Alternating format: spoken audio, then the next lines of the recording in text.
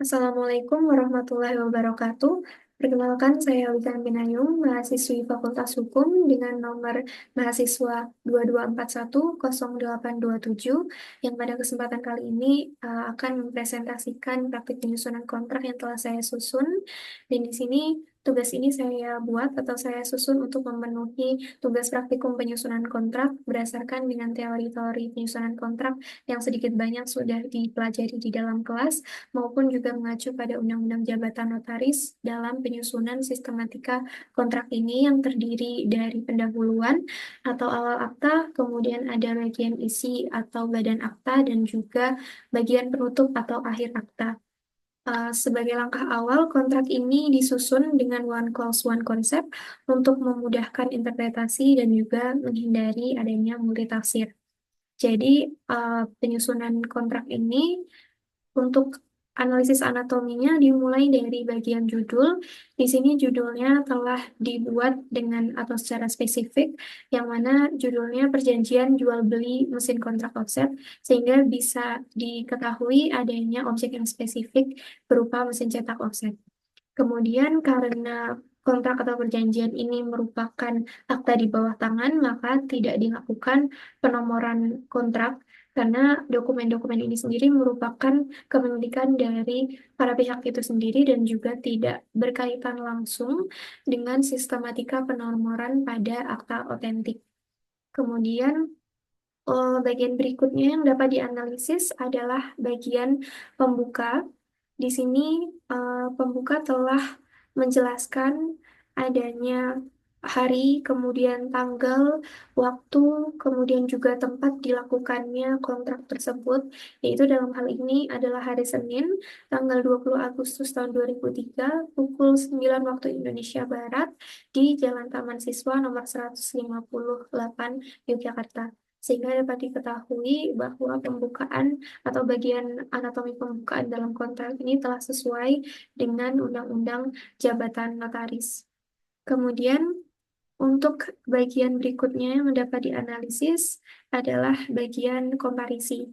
Bagian komparisi ini menguraikan identitas para pihak yang seperti yang kita ketahui di sini menyebutkan nama, kemudian umur, ada juga tempat tanggal lahir beserta alamatnya, kemudian pekerjaan dan juga kewarganegaraan pihak itu sendiri, dan dilanjutkan dengan kecakapan atau kewenangan sebagai apa dia bertindak.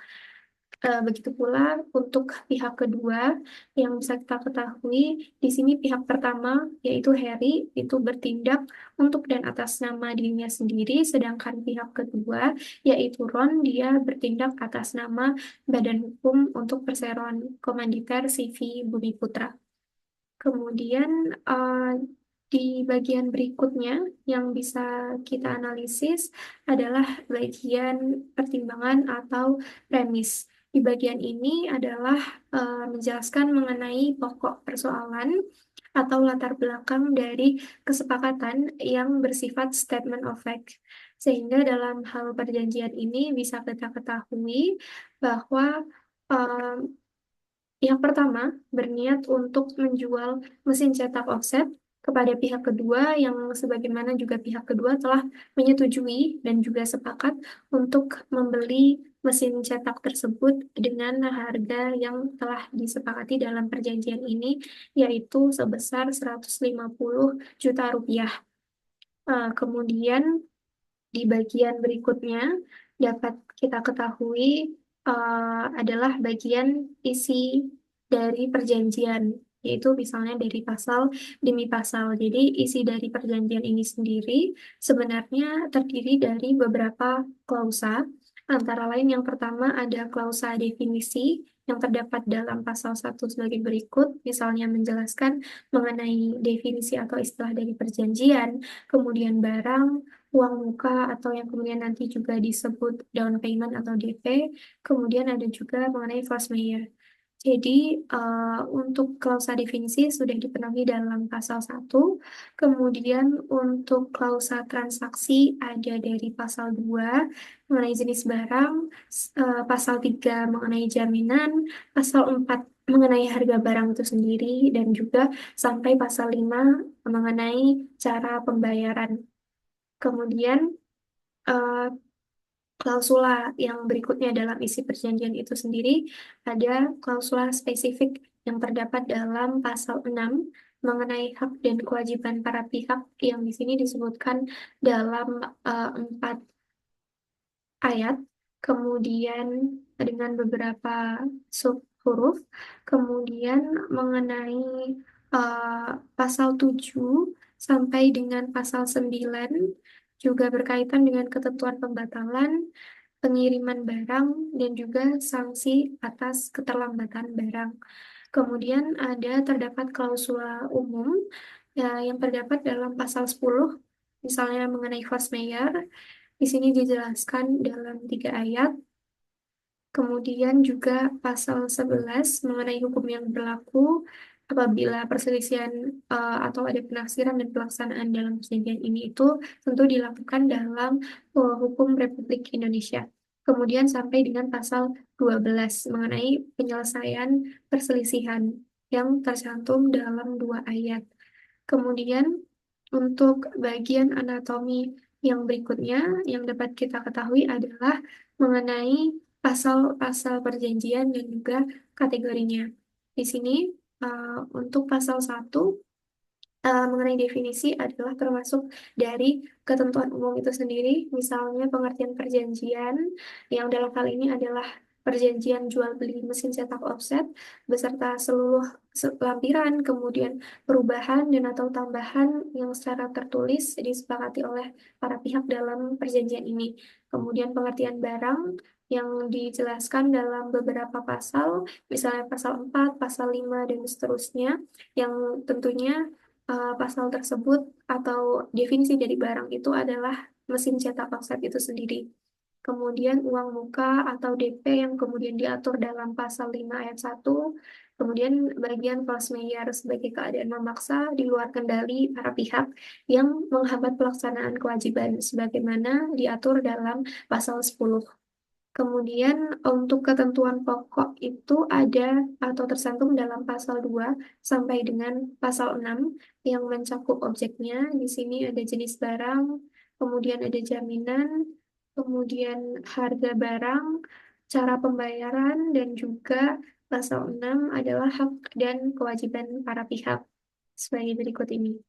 Kemudian untuk ketentuan berikutnya adalah ketentuan antisipasi dan spesifik yang tercantum dalam pasal 7, kemudian pasal 8 mengenai pengiriman barang, pasal 9 mengenai sanksi keterlambatan, kemudian pasal 8, pasal 9 sampai dengan pasal 10 atau force majeure.